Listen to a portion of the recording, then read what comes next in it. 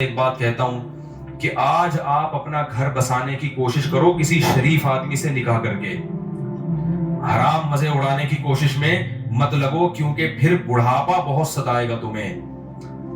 مرد تمہیں اس وقت تک، یہ جو دوست ہے نا، فرینڈز، یہ ایزی لوڈ اور یہ سب جب تک کرائیں گے جب تک آپ میں جوانی ہے. ذرا سا یہ عمر کی زیادتی کی وجہ سے حسن خراب ہونا شروع ہوا، جیسے ٹیشو پیپر ہوتا ہے نا، استعمال سے پہلے بڑا اچھا ہوتا ہے، استعمال کے بعد کچرے میں پھینک دیا جاتا ہے، ایسے پھینکتی جاؤ گی کچرے میں. بہت ہو رہا ہے یہ، اور یہ زیادہ تر ہوتا ہے ان جو ماڈلنگ سے تعلق رکھنے والی خواتین ہیں نا، ان کے ساتھ تو بہت ہو رہا ہے. جب جوان تھی تو ساری کمپنیاں آ کے بلاتی تھی ماڈلنگ کے لیے، یہ والا پوسٹ چاہیے. جب تھوڑا سا ان میں جھریاں آنا شروع ہوئی تو کمپنیوں نے لفٹ کرانا چھوڑ دیا. پھر ان کا کام صرف یہ ہوتا ہے کہ کہیں بڑی تقریب میں کسی شو میں بلایا، ایک ایوارڈ دے دیا، لوگ اس عزت کو دیکھ کے سمجھ رہے ہوتے ہیں ماشاءاللہ اب تک عزت ہو رہی ہے. وہ 4 منٹ کی، آدھا گھنٹے کی، 1 گھنٹے کی ہوتی ہے. اس سے پہلے بھی کوئی پوچھنے والا نہیں اور اس کے بعد بھی کوئی پوچھنے والا نہیں ہوتا. اللہ نے یہ جو جوانی دی ہے، خوبصورتی دی ہے، اس کو ناجائز استعمال مت کرو. کسی شریف آدمی سے جلد نکاح کی کوشش کر کے اچھی فیملی میں جا کے اپنا گھر بساؤ اور اسی پر اکتفا کرو، گزارا کرو. کیونکہ جب بڑھاپا آئے گا نا تو وہاں آپ کو عزت ملے گی بہت زیادہ.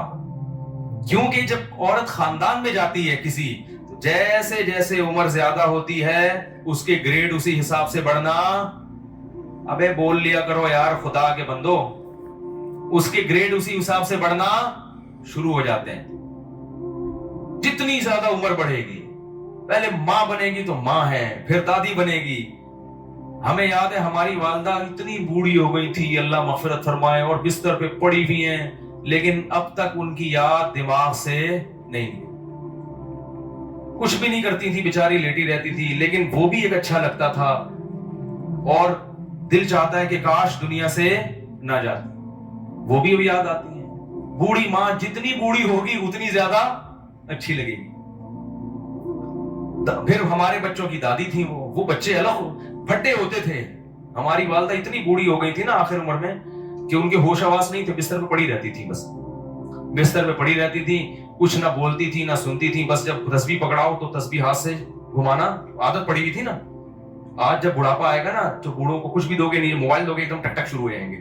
یہ جو نوجوان نسل ہے نا، ان کے بڑھاپے کی بات کر رہا ہوں، کیونکہ ساری زندگی تسبیح گھمائی ہے تو بڑھاپے میں کچھ بھی نہیں یاد رہا، دماغ کام کرنا چھوڑ دیا تھا ان کا. تو اب جب تسبیح پکڑاؤ تو خود بخود تسبیح. سورہ یاسین جب میرے بھائی پڑھتے تھے تو جو آیت کہیں وہ ایک آیت حرف رہ جاتا تھا نا تو اگلا حرف ان کی زبان سے نکل جاتا تھا، کیونکہ سورہ یاسین بہت پڑھتی تھی.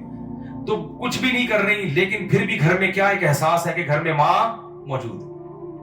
بچے بھی خوش ہوتے تھے. اس گھر میں لے گیا تو بچے کہتے تھے دادی کو گھسیٹ کے یہاں لے کر آؤ، ٹھیک ہے نا. ادھر بچوں کو تو دادیوں سے، بوڑھوں سے بڑی مناسبت ہوتی ہے. اس گھر میں لے گیا تو بچے کہتے نہیں اماں کو، دادی کو کہاں لے کر آؤ. بچے مانوس ہوتے ہیں. اگر اولاد نہ ہو اور گھر نہ بسایا ہو تو بڑھاپے میں یہ عزت ملے گی؟ کوئی محلے والے پوچھیں گے کیا؟ یا وہ اگر کوئی خاتون نے جوانی میں ماڈلنگ کی ہو تو کیا بڑھاپے میں کمپنیاں اس کو یہ پروٹوکول دیں گی؟ شکر ہے یار نہیں دیں گی نا. انہوں نے جواب دیا نہیں دیں گی. تو اس لیے یہ رنگ رلیوں پہ زمانے کی نہ جانا اے دل، یہ خزاں ہے جو بانداز بہار آئی ہے. اور یہ بھی یاد رکھو، جہاں اللہ نے عورت کو حسن بہت زیادہ دیا نا، اللہ عورت سے یہ حسن چھینتا بھی بہت جلدی ہے.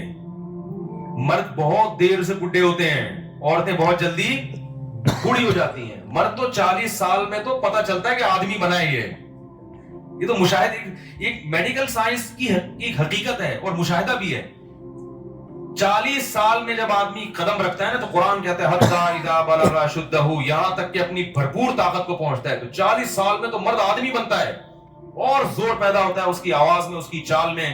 بہت ٹائم سے جا کے بوڑھا ہوتا ہے. اور لڑکیاں جلدی ان پہ بڑھاپا آتا ہے، ان کا حسن و جمال بہت جلدی ختم ہوتا ہے. یہ قدرت کا ایک اصول ہے، اس کو آپ چینج نہیں کر سکتے. تو اب اس میں تو عورت کو اور زیادہ خیال کرنا ہے کہ بھائی جلدی اپنے آپ کو ٹھکانے لگاؤ، جلدی اپنے آپ کو کسی گھر کا فرد بناؤ، کسی خاندان کا فرد بناؤ. نہیں جی ابھی ہم نے جاب کرنی ہے, ایکچولی میں نے ایجوکیشن یہاں تک حاصل کرنی ہے, میں پی ایچ ڈی کروں گی, پھر میں ڈاکٹر بنوں گی, پھر میں یہ کروں گی. یہ خواتین کے فون آتے ہیں نا, میں ان کو سمجھاتا ہوں شادی کرو بھائی, نہیں میں یہ کروں گی, تو ٹھیک ہے کر لو. جب وہ پی ایچ ڈی کر لیا انہوں نے, میں پی ایچ ڈی سے منع نہیں کرتا, یہ شادی کے بعد بھی ہو سکتی ہے, میں ڈاکٹر بننے سے منع. اور خدا کا واسطہ جب نکاح کر کے لایا کرو تو اپنی بہوؤں کو کسی تعلیم سے روکنے کی کوشش بولو بھائی مت کیا کرو, بڑا اچھا ہے, تمہارا فائدہ ہوگا. لیکن نہیں جی ابھی ایکچولی کر کر آ کے ڈاکٹر بن گئی. مرد عورت میں سب سے پہلے اس کے حسن و جمال کو دیکھتا ہے, اس کی تعلیم کو دوسرے نمبر پہ رکھتا ہے. کتنی ڈاکٹر لڑکیاں ہیں جنہوں نے جوانی میں شادی نہیں کی, ڈاکٹر بن کے کیریئر بنانے میں, اب ان کا حسن و جمال ختم ہو گیا. ڈگریاں بہت ہیں مگر کوئی ڈاکٹر بھی لفٹ کرانے کے لیے تیار نہیں ہے, کیونکہ لوگ کہتے ہیں کہ میں نے ڈاکٹر سے شادی کیا علاج کے لیے کرنی ہے, کیا محلے میں کلینک ختم ہو گئی ہیں. تو یہ سب معاشرے میں ہو رہا ہے. ماں باپ بھی کہتے ہیں نہیں بچی جب تک یہاں تک نہیں پہنچ جائے گی ہم نہیں کریں گے. بھائی نقصان ہو رہا ہے اس کا, جیسے جیسے عمر زیادہ ہو رہی ہے اس کا کیا ہو رہا ہے, نقصان ہو رہا ہے. تو اسی لیے شریعت نے بھی کہا کہ جلدی نکاح. اور دیکھو نبی صلی اللہ علیہ وسلم نے خاتون کا نکاح کرایا, شوہر کو کہا کہ تم ان کو پڑھاؤ گے, قرآن پڑھاؤ گے. اس میں بتا دیا کہ نکاح تعلیم میں رکاوٹ نہیں ہے, یہی پڑھا دیں گے. تو یہ سب ہمارے معاشرے کی برائیاں ہیں اور ان کی وجہ سے زنا بہت تیزی سے پھیل رہا ہے. اس لیے قرآن نے کہا لا تقربوا الزنا, زنا کے قریب, یہ نہیں کہا کہ زنا مت کرو, قریب بھی مت. قریب کیسے جاتے ہیں, بیہودہ فلمیں دیکھنا, فحش ویب سائٹس دیکھنا, لڑکیوں سے بات چیت. آپ کہہ رہے ہو میری نیت اچھی ہے, مگر جوان لڑکیوں سے کنوارا آدمی جب بات کرے گا, شادی شدہ بھی کنوارا بھی, جب جوان لڑکیوں سے ہی ہو ہا ہوگا تو خام خامے لازمی غلط خیالات آئیں گے. وہ گناہ آپ سے ہوگا جو آپ نے کبھی اس کا تصور بھی نہیں کیا ہوگا. آپ یہ سوچ بھی نہیں سکتے ہوگے کہ مجھ سے کبھی زنا بھی ہوگا, لیکن بالآخر شیطان آپ سے وہ جرم بھی کروائے گا, اور یہ کہہ کے کروائے گا کہ توبہ کر لینا بعد میں, اور پھر بار بار یہی کہہ کے کرواتا رہے گا. اور پھر بڑھاپے میں بھی یہ زنا, بڑھاپے میں زنا کی طاقت ختم ہو جاتی ہے, زنا کی خواہش اور جذبہ ختم نہیں ہوتا. تبھی تو حدیث میں آتا ہے کہ بڈھا زانی قیامت کے دن سب سے زیادہ غضب ہوگا اس کے اوپر. اس لیے پتہ چلتا ہے کہ بڈھا بھی زنا کر سکتا ہے, جتنی اللہ نے اس میں قوت دی ہے اس حساب سے. تو یہ کبھی بھی ختم نہیں ہوتا. اس لیے اپنے آپ کو ان برائیوں سے دور رکھو, پاکیزہ زندگی. کوئی انٹی کا فون آتا ہے, بات چیت ہوتی ہے, ٹو دا پوائنٹ بات کی اور پتلی گلی سے نکل گئی. میں یہ نہیں کہہ رہا بد اخلاقی کریں کسی سے, ٹو دا پوائنٹ, ہاں جی السلام علیکم جی. خواتین کی عادت ہوتی ہے ہر ایک سے. اچھا یہ بھی یاد رکھو جو خواتین لڑکیاں خام خواہ فری ہو جاتی ہیں ان سے یہ نہ سمجھا کرو کہ میں آپ پہ وہ لڈو ہیں. یہ بھی مرد کو نا خام خواہ اپنے بارے میں وہم ہوتا ہے.